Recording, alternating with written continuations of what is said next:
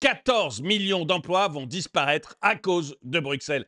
14 millions d'emplois vont disparaître à cause de nos politiques. En fait, c'est toute la filière automobile qui est en train de s'effondrer sous nos yeux. Et le mot effondrement n'est vraiment pas, mais alors, vraiment pas une exagération. Vous allez voir, c'est impressionnant. Que ce soit les constructeurs allemands, les constructeurs italiens ou les constructeurs français, c'est une catastrophe absolue à cause de nos politiques. Et les politiques, eux, refusent de voir le réel. Pire, ils veulent accélérer les choses comme s'ils avaient décidé de sacrifier vos vies sur l'autel de Gaïa. Vous savez, la déesse païenne de la nature. Voilà, ils ont décidé de sacrifier vos vies sur l'autel de Gaïa. Et spoiler, même si par un coup de baguette magique, on remplaçait toutes les voitures thermiques par des voitures électriques instantanément, ça ne changerait absolument rien au réchauffement climatique. Bonjour et bienvenue dans cette nouvelle vidéo de DME en direct. Comme toujours, si vous n'êtes pas abonné, je vous suggère de le faire et de cliquer sur la cloche pour être prévenu lorsque je sors une nouvelle vidéo. Et si vous voulez aider la chaîne, eh bien, c'est sur l'onglet, sur la boutique de la chaîne que ça se passe. Je vous en parle en fin de vidéo. Il fallait vraiment que je vous en parle parce que là, j'ai eu plusieurs tweets qui sont tombés là-dessus et ça m'a beaucoup intéressé. En fait, ce que je pronostique depuis que la Commission européenne, les chefs d'État et le Parlement européen, les trois sont concernés. Hein. Il ne faut pas croire que Macron serait complètement hors jeu, etc. Non, les chefs d'État européens ont voté ça. Bruno Le Maire a voté ça. Le Parlement européen a voté ça. Et la Commission européenne a voté ça. Donc les trois sont concernés. Et depuis qu'ils ont voté le fait que, à partir de 2035, il n'y aurait plus de voitures thermiques neuves en vente, eh bien, je vous dis que c'est la fin de l'automobile européenne. Maintenant, les chiffres tombent. C'est-à-dire que jusqu'ici, j'ai toujours eu des gens dans les commentaires qui me disent « Mais non, t'exagères et tout, on va faire de la voiture électrique et puis basta. » Non, vous allez voir les chiffres, c'est catastrophique. Absolument catastrophique. Et le pire de tout, c'est que nos politiques refusent de le voir et qu'ils vont remettre une couche par-dessus l'année prochaine. On est mort. Il y a un moment, enfin, avec des gens, on est mort, évidemment, on ne va pas mourir, mais notre industrie automobile est morte. Et je veux juste dire, l'industrie automobile, c'est le premier employeur d'Europe. C'est le premier exportateur d'Allemagne, le deuxième chez nous. Donc, à un moment ou un autre, le premier chez nous, c'est les avions. Mais, à un moment ou un autre, il faut aussi regarder la vérité en face. Si ce secteur-là s'effondre, je ne sais pas par quoi on va le remplacer, quoi. Par quoi ils ont pensé qu'on pourrait remplacer le secteur automobile? Surtout dans des délais aussi... Je pense même pas qu'ils y aient pensé, en fait. Voilà. Bon, on va regarder les premières choses que j'ai trouvées et notamment pas mal d'experts, vous allez voir, qui maintenant sont tous d'accord avec moi. Ah, maintenant, alors là, maintenant, ça fait l'unanimité. L'unanimité. Bienvenue en Absurdistan, avec les escrologistes de l'Europe, Ursula en tête. Il fallait s'y attendre, le marché de l'automobile va très mal. Les grands constructeurs licencient, les équipementiers cèdent leurs usines, le secteur de la batterie est en pleine déconfiture. Vous savez, la grande usine de batterie, là, enfin j'en ai déjà parlé je crois, mais la grande usine de batterie que Bruno Le Maire avait inaugurée à Dunkerque. C'est fini, c'est terminé. Plein d'argent public. Ah ça, couvert d'argent public. Ah là, alors là, on a mis vraiment parce que il fallait que Bruno Le Maire montre qu'on réindustrialisait la France. Hein. Vous avez 3 usines Michelin là actuellement qui sont presque au chômage technique. Et on pense qu'on va les fermer. Voilà, c'est chômage technique, on pense qu'on va les fermer. 3 usines Michelin. Mais à part ça, ces gens-là ont sauvé l'économie et ils ont réindustrialisé le pays. Bon, mais Bruno Le Maire avait besoin de matérialiser ça, de montrer à quel point ils étaient tous des génies. Hein, ces gens qui n'ont jamais rien fait de leur vie. En dehors de bosser dans des ministères, ils n'ont jamais rien fait de leur vie. Bon, mais il fallait qu'il montre qu'il était un génie. Alors, il est allé inaugurer à Dunkerque l'usine de batterie. Ben voilà, grand coup de fonds publics. Et ben l'usine de batterie, je vous annonce qu'elle est sur le point de fermer. Tout va bien. Et en plus, ce qui est marrant, enfin marrant, c'est pas marrant, mais j'avais pronostiqué ça. Allez voir mes vidéos, franchement, n'importe quel économiste un petit peu cortiqué savait comment ça allait finir. Il n'y a pas le moindre doute là-dessus. Il n'y a plus que nos politiques qui n'y croient pas encore. Qu'est-ce que vous voulez que je vous dise?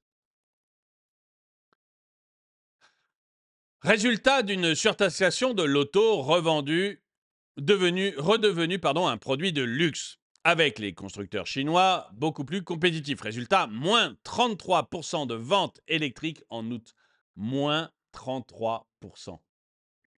Un plan de décarbonation irréfléchi qui met en péril un secteur pesant 9% des emplois. C'est sur l'Europe, c'est 9% des emplois. Un emploi sur 10 travaille dans l'automobile. Moi, j'aimerais bien savoir. Et vous voyez, après, comment on fait pour financer les retraites? Comment on fait pour financer les RSA, les minima sociaux, tout ce qu'on donne là, très généreusement à tout le monde? Comment on fait pour le financer si on s'attaque à 10% des emplois? On est dans un monde de fous, en fait. Ces gens-là sont fous. En effet, les Européens respireront peut-être un air sans carbone, mais ils seront au chômage car les usines auront fermé. Et vous respirerez quand même un air avec du carbone. Je vous montrerai, ça sera la dernière vidéo dans laquelle il y a un économiste de la santé qui est interrogé et qui dit « Mais ça sert à rien. Ça ne sert à rien. » D'abord parce que l'air, vous savez, Mitterrand a voulu nous faire croire avec Tchernobyl que l'air respectait les frontières. Vous savez, le nuage s'arrêtait en Allemagne, jamais il n'entrerait en France, il n'oserait pas, le méchant. De toute manière, il n'a pas de passeport. Et maintenant, j'espère que tous les Français, même ceux qui ont cru Mitterrand à l'époque, sont d'accord pour dire que l'air se fout un petit peu des frontières. Bon, eh ben, il se fout des frontières au niveau mondial. Hein, donc, vous conduirez une voiture électrique, peut-être, mais l'air n'en a rien à foutre parce qu'il vous viendra d'Inde, de Chine, de plein de pays exotiques où on brûle du charbon au maximum. Je vais vous montrer cette vidéo avec François Langlais qui parle un petit peu de tout ça. Alors, je ne sais pas si j'ai le droit de montrer cette vidéo. Donc, parfois, on peut, parfois, on ne peut pas. J'ai rien compris à leur logique. Quoi qu'il en soit, c'est la vidéo numéro 1 dans la description, si jamais vous avez besoin de la lire, enfin de la voir, et que j'ai été obligé de la couper. Voilà un secteur qui ne va pas très bien. Bonsoir François. Bonsoir Audrey. L'automobile est mal en point. C'est vrai, toute la filière est à la peine. Les grands constructeurs comme Volkswagen ou Stellantis envisagent des suppressions d'emplois. Les équipementiers comme Bosch ou Valeo, qui fabriquent les pièces détachées, cèdent leurs usines. Et le secteur de la batterie, lui, est en pleine déconfiture. Ce qui explique cette déprime, c'est la plongée des ventes de véhicules électriques trop chers. Moins 33% sur les ventes en Europe en août. Et une avalanche... Alors, spéciale dédicace à mes copains amoureux de voitures électriques qui me répondaient par mail quand je leur disais dès que ça ne sera plus subventionné, on ne vendra plus ces bouses parce que personne n'en veut, et qui me disaient mais si, tu vas voir, tu racontes n'importe quoi. Non, dès que c'est plus subventionné, on ne vend plus ces bouses. C'est terminé. Moins de 33%. Moins 33%. La part de véhicules électriques par rapport au stock total de véhicules est en train de baisser. Parce que les gens n'en veulent pas. Mais vous savez, si demain j'offre, je sais pas, des éplucheurs de légumes, vous allez voir que tout le monde prendra un éplucheur de légumes. Si je vais dans la rue et que je tends des éplucheurs de légumes, tout le monde prendra des éplucheurs de légumes. Et vous vous direz peut-être, tiens, l'éplucheur de légumes, c'est le truc à la mode, il faut absolument en avoir chez soi. Non, c'est juste que c'est gratuit. Bah, c'est la même chose avec la voiture électrique, en fait. Les ventes en Europe en août. Et une avalanche de taxes sur les voitures traditionnelles. Bruxelles inflige de lourdes amendes aux constructeurs qui vendent des thermiques, et les gouvernements ne sont pas en reste. En France, 80% des voitures à essence seront bientôt frappées d'un malus. Sans oublier les restrictions de circulation dans les villes, le coût croissant du stationnement, etc. l'automobile est en passe de redevenir un luxe. Et pour ajouter aux difficultés, les constructeurs chinois débarquent. Ils sont très présents au mondial cette semaine avec des modèles beaucoup moins chers. À l'origine de ces déboires, il y a la décarbonation de nos transports. Décarbonation indispensable. Alors, non, pas du tout indispensable, François Langlais. C'est bien de se faire brainwasher, mais pas du tout indispensable. Ou alors, démontrez-moi, arrivez à me démontrer que le fait que la France roule en voiture électrique change quoi que ce soit au réchauffement climatique de la planète.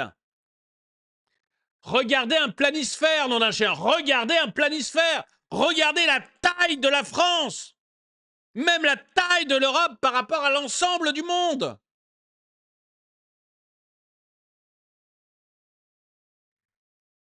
Mais décidé avec un plan irréfléchi qui met en péril un secteur pesant 9% des emplois.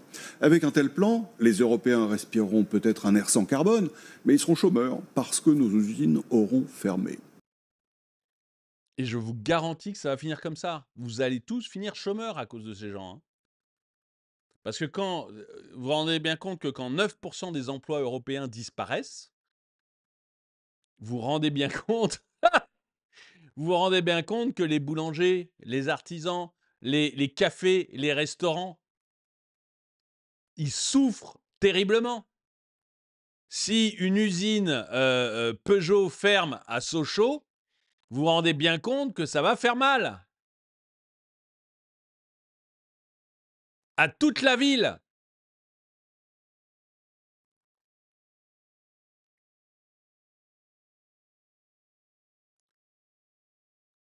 D'abord, on arrive à faire rouler tous ces cons en voiture électrique et après, on double le prix de l'électricité. Bah, ouais. Ah, c'est un peu. Alors, ce qui est marrant, c'est qu'ils mettent des gens des républicains là. Je veux juste dire, il n'y a pas un seul républicain aux commandes aujourd'hui. Hein. Hein, là, on voit Ronald Reagan et George Bush, père. Il n'y en a pas un seul républicain aux commandes aujourd'hui. Hein. Aux commandes, c'est Biden aux États-Unis. En Europe, je suis désolé, c'est pas la droite. Hein. Je suis Macron. Je sais bien qu'on veut nous faire croire que c'est un mec de droite, Macron. Je sais bien que c'est rentré. En fait, LFI fait tellement bien son travail que tout ce qui est à la droite de Jean-Luc Mélenchon fait partie de la droite, voire de l'extrême droite. Mais Macron, je suis désolé, il a fait toute sa carrière au Parti socialiste. Il a été, il est passé rapidement dans une banque. Mais sinon, il a fait toute sa carrière au Parti socialiste.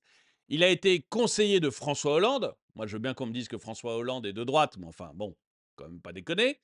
Il a été membre du cabinet de François Hollande. Il a été ministre de l'économie de François Hollande. Moi, je veux bien qu'on me dise que c'est un mec de droite. Il a fait exploser complètement la dette. Il a mis l'État à 60% du PIB. Moi, je veux bien qu'on me dise que l'État représentant 60% du PIB, c'est un truc de droite. Mais là, il faut vraiment m'expliquer.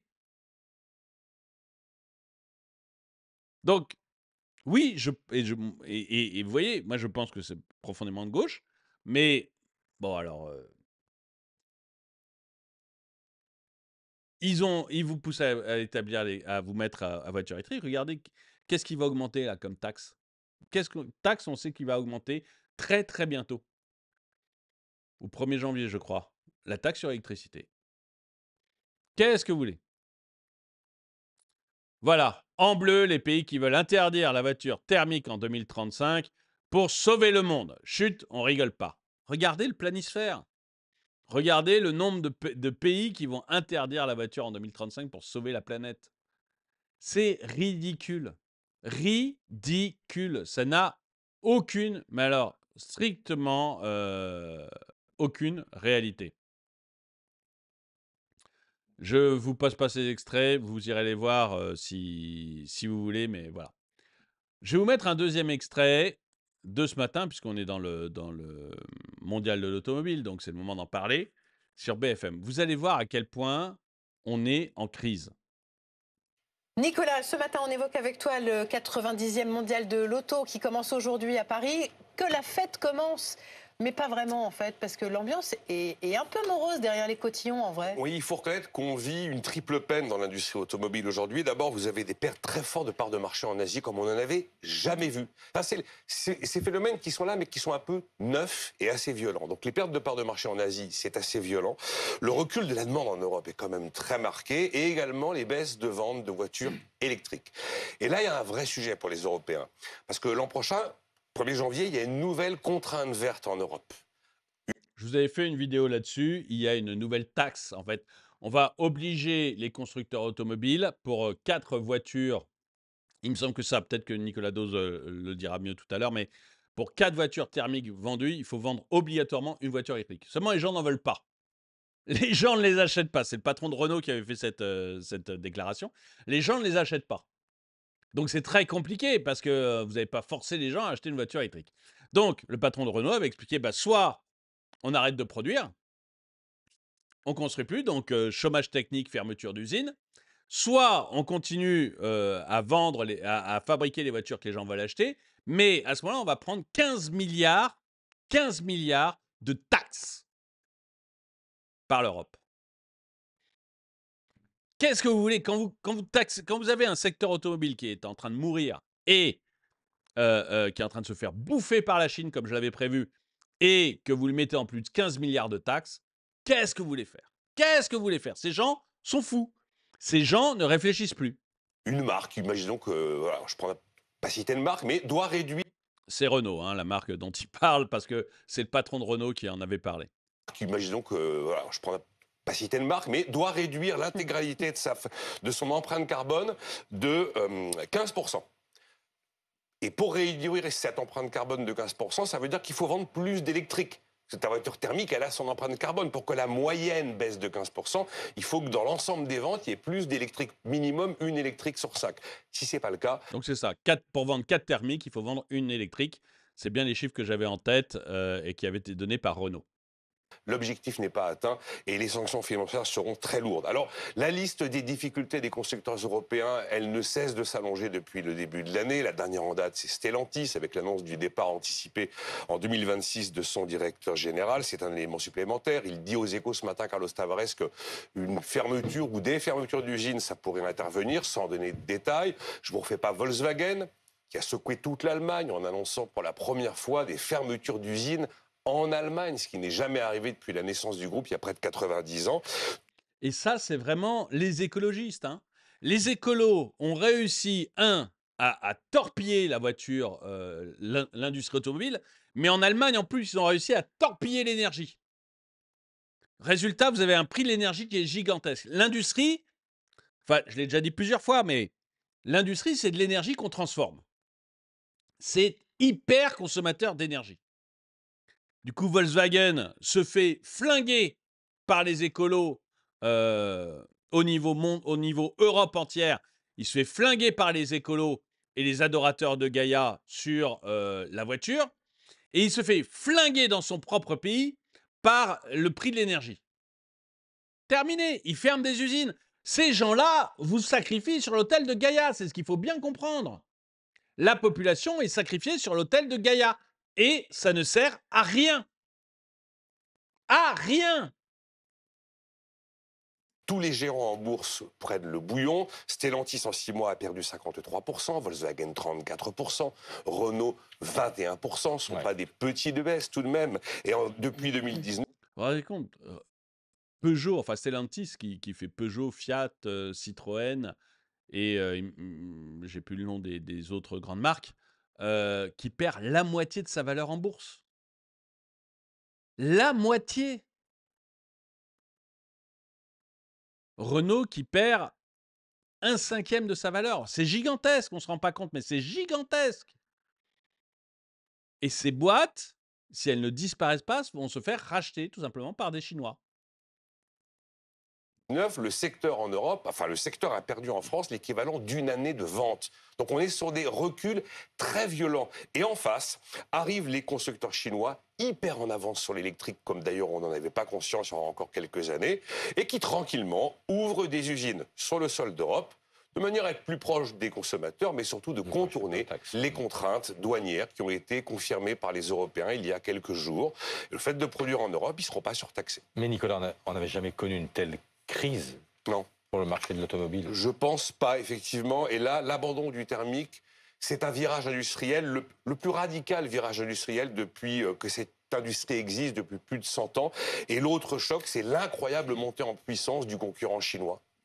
Alors, juste une chose, l'abandon du thermique, si c'était le client qui le demandait, si c'était vous, les consommateurs, qui le demandaient, je dirais, ok, il n'y a pas de problème. Le consommateur n'en veut plus, il n'en veut plus, c'est réglé. C'est pas le cas. C'est pas le cas. Et c'est pour ça que la voiture électrique a baissé de 33% ses ventes. Les gens veulent du thermique. Mais c'est l'État, c'est Emmanuel Macron, c'est Ursula von der Leyen, c'est des députés qui ne savent pas du tout ce qu'ils font, qui ont voté ces lois. Moi, je me souviens très bien. Je me souviens très bien de Nadine Morano, députée européenne, je ne sais pas si elle l'est encore, députée européenne, annonçant sur CNews, dans l'émission de Pascal Praud, toute contente, toute guillerette, qu'elle allait voter dans l'après-midi l'interdiction des véhicules thermiques à partir de 2035. Pascal Praud lui fait la remarque en lui disant « Mais vous savez ce que ça veut dire ou les gens n'ont pas le droit de choisir leur voiture ?»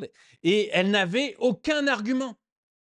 En dehors de « Je pense bien, je suis adoratrice de Gaïa, je sauve la planète », elle avait zéro argument.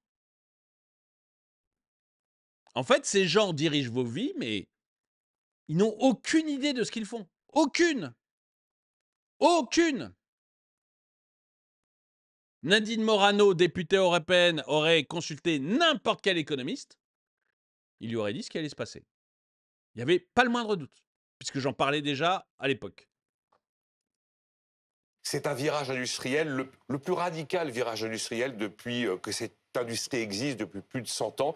Et l'autre choc, c'est l'incroyable montée en puissance du concurrent chinois, qui est Mais absolument... comment on n'a pas anticipé tout ça? Eh ben, on n'a pas anticipé tout Eh ça. ben oui, mais on se pose la question.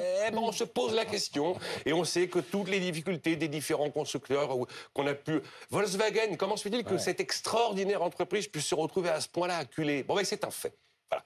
On en est là aujourd'hui. La difficulté, c'est qu'on parle d'un secteur qui emploie 14 millions de personnes en Europe.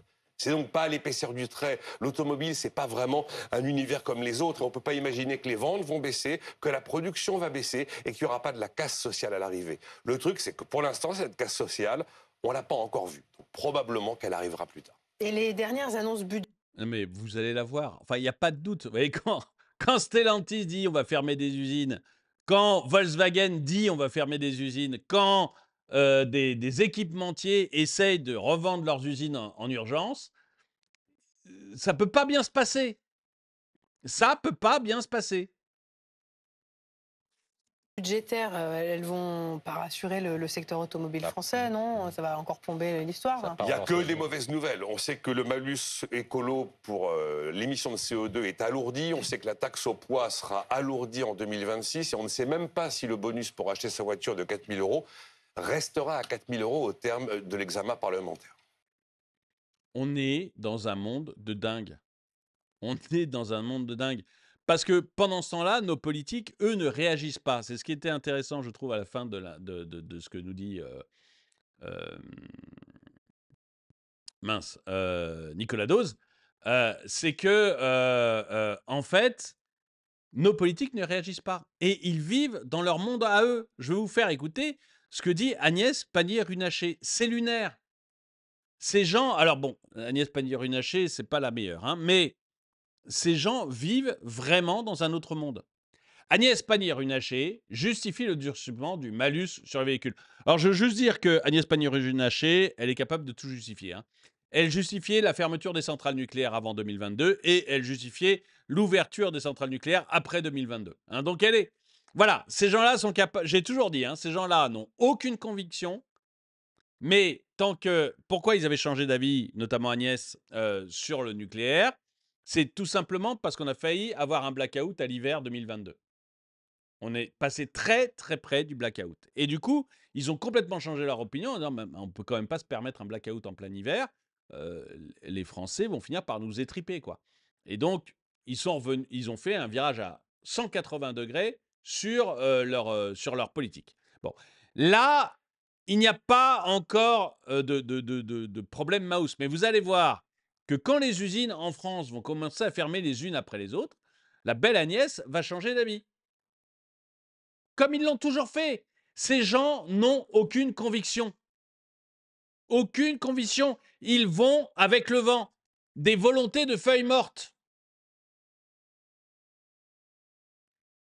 Je vais vous montrer ça. Donc, et le journaliste avertit que cela va tuer le marché automobile.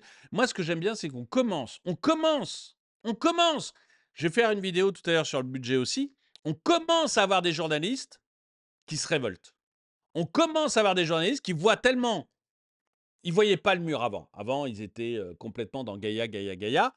Là, ils commencent à voir les fermetures d'usines. Ils commencent à voir les catastrophes que ça engendre. Donc, ils commencent à se révolter. Même chose pour le budget, j'en parlerai tout à l'heure. Enfin, dans une vidéo cet après-midi. Mais ça, j'aime bien. Ça, au moins, ça y est, je ne suis pas tout seul à hurler dans le désert. On a enfin des gens qui commencent à voir la réalité. Si vous achetez une voiture qui émet peu de CO2, vous n'avez pas de malus. Évidemment, si vous achetez une voiture, et c'est particulièrement vrai pour les gros SUV à essence ou diesel.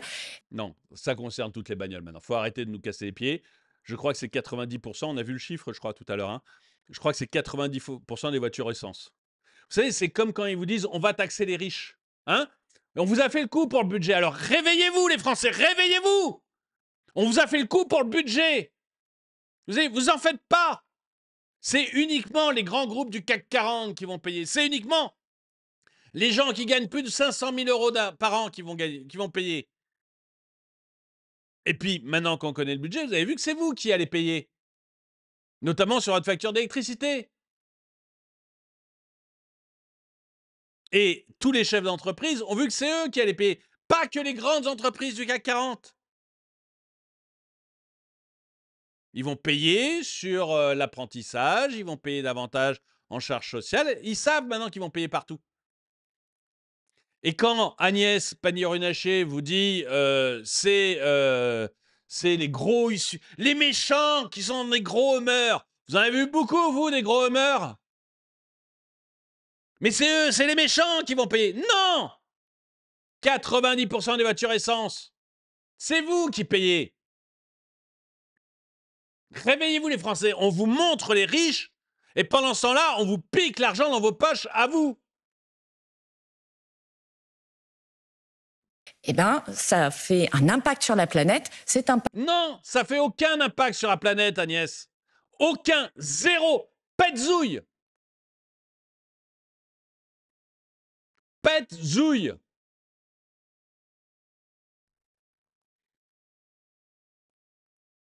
Regardez revenez au planisphère que j'ai montré tout à l'heure, si vous avez un doute. Ça n'a aucun impact sur la planète. Faut arrêter. On vous raconte ça parce que ça permet de piquer du fric. Ça leur permet de vous piquer du fric. Alors vous êtes déjà complètement rincés. Ça leur permet de vous piquer encore plus de fric. Et surtout, ça leur donne un but. C'est-à-dire que les politiques, on se demande quel est leur objectif, quel est leur but. La sécurité. Faut que je vous fasse une vidéo sur la sécurité en France. La justice, 80% des Français, je crois, ne croient pas en la justice. Ils vous ont promis une belle économie, que ça fonctionnerait bien, l'économie? Vous trouvez que ça fonctionne? Donc en fait, ils ont échoué partout. Absolument partout.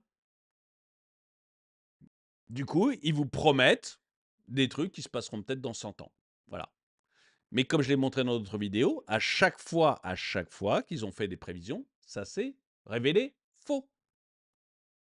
Je rappelle que le GIEC et tous ces gens politiques, à la personne qui, sous l'administration Obama, John Kerry, qui, sous l'administration Obama, était responsable de ces sujets-là, tous ces gens-là vous ont dit en 2009 qu'en 2014, une partie de l'Europe serait sous l'eau.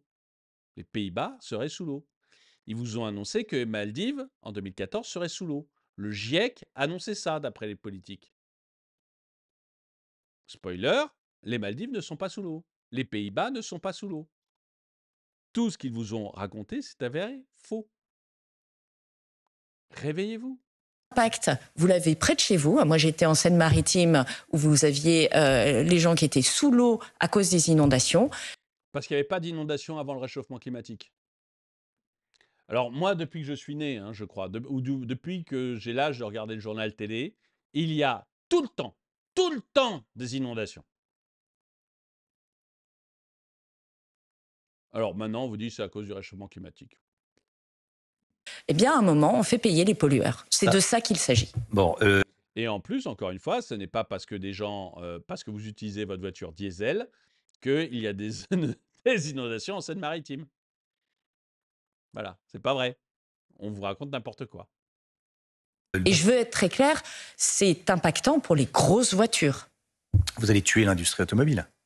Non, on va soutenir l'industrie des voitures les moins polluantes. Avec des taxes. Mais non, Romain Desarbres, vous ne pouvez pas dire ça. On a d'un côté la carotte, c'est le bonus, et de l'autre côté, vous avez le bâton, c'est le malus. Donc si vous achetez une voiture qui émet très peu de CO2, non seulement vous ne payez rien en malus, mais en plus vous avez une aide. Donc c'est une incitation à ne pas payer le malus. C'est de ça qu'il est question. Si maintenant vous voulez absolument avoir un gros véhicule qui pollue beaucoup, vous payez le prix de cette pollution. C'est faux, c'est pas les gros véhicules, c'est 90% ou 80%, je ne me rappelle plus le chiffre, excusez-moi, des véhicules thermiques. Et je suis désolé, ma grande, mais toi, évidemment, tu ne roules qu'en gros véhicule, avec un chauffeur payé par nos impôts. Mais la plupart des Français, ils ne sont pas dans des gros véhicules. Parce que cette pollution, aujourd'hui, elle va se traduire par la mise en danger du patrimoine d'autres Français qui sont près des côtes ou qui font face à des inondations. Et il faut que tout le monde soit... Tout ça, c'est du pipeau. Pipeau. Regardez où sont les résidences secondaires des milliardaires. Tout près des côtes. Vous pensez que si eux croyaient une seconde, que les Obama, par exemple, croyaient une seconde qu'il y aurait une montée des eaux, ils auraient leur résidence secondaire au bord de la plage? Vous croyez une seconde que des assureurs qui sont détenus par des fonds gigantesques comme BlackRock ou d'autres milliardaires, vous croyez une seconde que des assureurs assureraient des hôtels comme on les voit aux Maldives ou comme on les voit dans tous ces endroits-là, en bord de mer, s'ils pensaient qu'il y avait une montée des eaux? C'est pipeau. C'est totalement pipeau.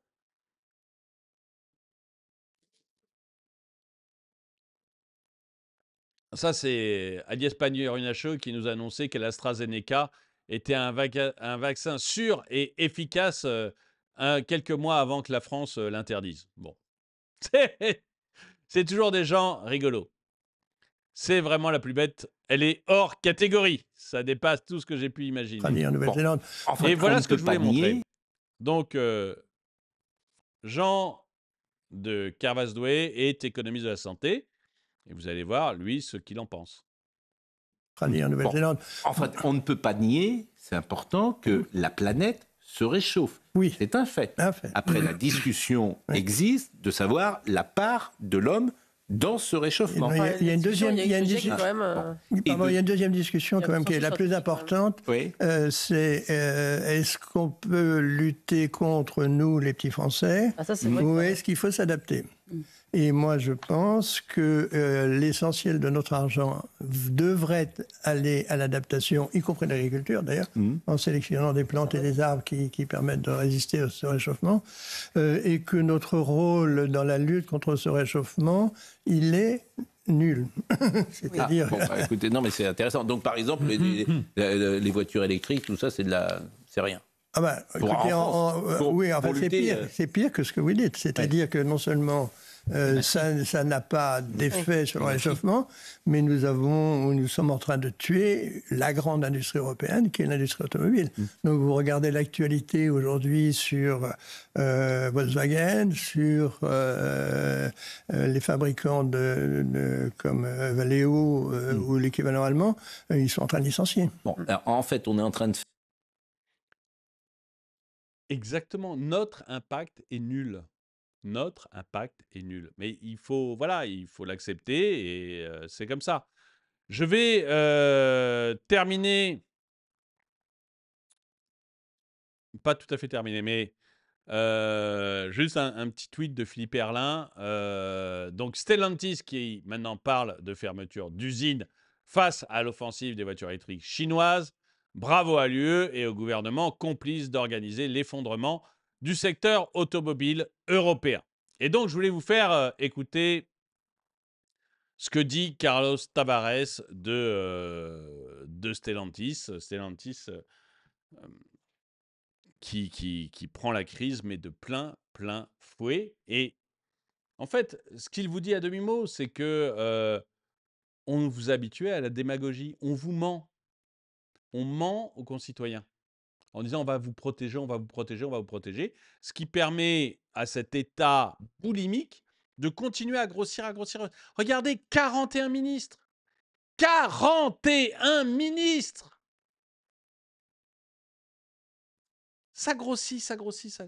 Alors vous, on vous demande de faire des efforts, mais alors eux, zéro. Hein. Zéro. Je vais vous faire écouter ce que dit Carlos Tavares, ça me semble très intéressant pour finir cette vidéo. Carlos Tavares, vous êtes un empire, 14 marques, sans compter votre marque en lien avec la Chine, l'héritage des grandes familles, Peugeot, Citroën, famille Agnelli, combien d'employés à ce jour? Dans le monde entier, 250 000. Hein.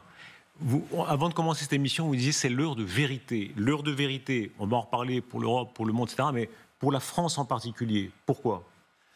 Parce que dans le monde occidental, et peut-être encore plus en Europe, nous avons habitué nos concitoyens à la démagogie. Et la démagogie, c'est un grand risque pour nos sociétés. Et c'est l'heure de vérité parce qu'on est toujours rattrapé par la réalité. On a bien vu avec l'exemple de ce qui a été imposé par l'Union européenne au niveau des véhicules électriques, c'est qu'à un moment donné, la réalité du consommateur ne correspond pas aux souhaits du législateur. La réalité, c'est quand on se cogne. J'ai toujours dit ça, la vérité, c'est un mur, vous ne pouvez pas passer au travers. Et donc cette réalité, elle s'exerce au niveau du véhicule électrique, puisque les gens nous disent « oui, je veux bien acheter un véhicule électrique, à condition qu'il soit au prix du thermique ».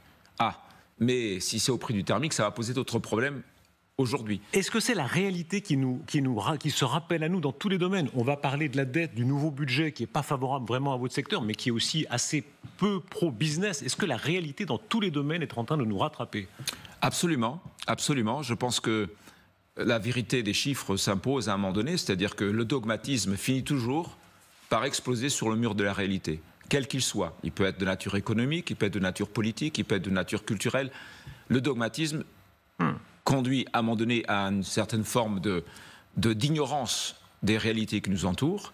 Et si on continue à dire à nos concitoyens qu'on va les protéger, que tout va bien aller, etc., en ignorant cette réalité, à un moment donné, il se produit un réajustement qui peut être très brutal. Vous avez une formule terrible, vous dites protéger, en fait, c'est appauvrir. Le faux discours généreux pour dire oh, ne vous inquiétez pas, l'État est là pour protéger, en fait, c'est appauvrir les gens. Absolument, et c'est en fait la conséquence d'une réflexion très simple que je veux partager avec nos téléspectateurs. La réflexion est simpliste. Vous avez aujourd'hui une création de richesse sur la planète qui croît de 2 à 3% par an. Donc en première approximation, on va dire que la création de richesse, elle est à peu près constante sur l'ensemble de la planète pour chaque année. Et la planète, elle se divise en ce moment en deux grandes catégories de personnes. Vous avez ceux à qui on dit « allez-y, vous êtes bons, vous avez des capacités, allez-y, foncez, faites la course, vous allez gagner ». Et puis vous avez une autre partie de la planète à qui on dit « vous inquiétez pas, on va vous protéger ». Nous. Par exemple, nous. Alors qu'est-ce que ça veut dire? Ça veut dire que dans un jeu à somme nulle, où la création du richesse est à peu près constante, ceux qui en prennent plus parce qu'ils font la course, le font au détriment des autres, et donc les autres, ils ont moins de richesse à partager. Et c'est exactement ça, c'est-à-dire que les Chinois, les pays qui ont envie de se battre, et qui se battent actuellement, vont nous écrabouiller, nous bouffer tout cru. Et on aura de moins en moins de richesses à partager. On va rentrer en récession en France. Ça paraît absolument évident. Ça a été masqué, ça a été maquillé de toutes les façons possibles et imaginables, notamment au prix de déficits gigantesques. Parce que quand vous faites 0,8% de croissance, mais que vous avez un déficit à 6 voire 7%, ça veut dire que vous avez beau mettre énormément de fric, tout est bouffé et on devrait... Déficit de 7% pour une croissance de 0,8, ça veut dire que si on n'avait pas de déficit, on aurait une croissance de moins 6%. On serait dans une récession gigantesque. C'est ça que ça veut dire. Et c'est une récession, alors je sais qu'il y a des adeptes de la décroissance, mais une décroissance, ça veut dire qu'on a de moins en moins d'argent à se partager. Décroissance, ça veut dire qu'il y a de moins en moins d'argent à se partager en France. On est de plus en plus nombreux. Ça veut dire que vraiment, vous appauvrissez très, très, très vite.